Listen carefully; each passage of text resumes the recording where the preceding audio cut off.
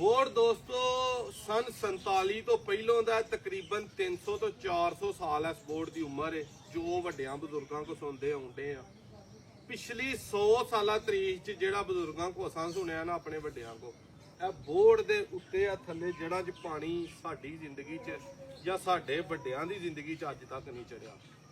ਬੰਦੇ ਆਂਦੇ ਨੇ 50 ਸਾਲਾ ਤਰੀਕ 'ਚ ਮੈਂ ਆਨਾ ਵਾਂ ਕਿ ਸ਼ਾਇਦ ਦੁਨੀਆ ਦੀ ਤਰੀਕ ਦੇ ਵਿੱਚ ਹੀ ਸਿਆਲਕੋਟ 'ਚ ਇੰਨਾ ਪਾਣੀ ਅੱਜ ਤੱਕ ਅਸਾਂ ਵੀ ਨਹੀਂ ਵੇਖਿਆ, ਸਾਡੇ ਵੱਡਿਆਂ ਵੀ ਨਹੀਂ ਵੇਖਿਆ।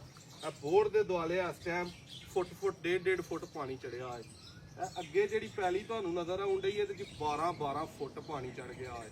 ਤੇ ਆਪਣੇ ਡੇਰਾ ਤੇ ਚਲੋ ਸ਼ੁਕਰ ਅੱਲਾ ਦਾ ਉੱਚਾ ਹੈ, ਇੱਧਰ ਤੇ ਪਾਣੀ ਨਹੀਂ, ਲੇਕਿਨ ਰਸਤੇ ਜਿਹੜੇ ਨੇ ਉਹ ਟੋਟਲ ਖਰਾਬ ਨੇ।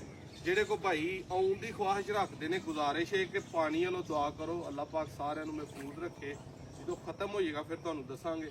ਕੋਈ ਭਾਈ ਆ ਕੇ ਵਾਪਸ ਗਏ ਨੇ ਤੇ ਰਸਤਾ ਉਧਰ ਨੂੰ ਆਓ, ਬਿਲਕੁਲ ਜਿਹੜੇ ਆਉਣ ਵਾਲੇ ਰਸਤੇ ਨੇ ਨਾ ਸਾਰੇ ਉਹਨਾਂ ਦੇ ਪਾਣੀ ਚੜਿਆ ਹੈ ਤੁੰਨ ਤਰਾ ਕੇ, ਤੇ ਪਿੱਛੋਂ ਮਜ਼ੀਦ ਆਈ ਜਾ ਰਿਹਾ ਹੈ।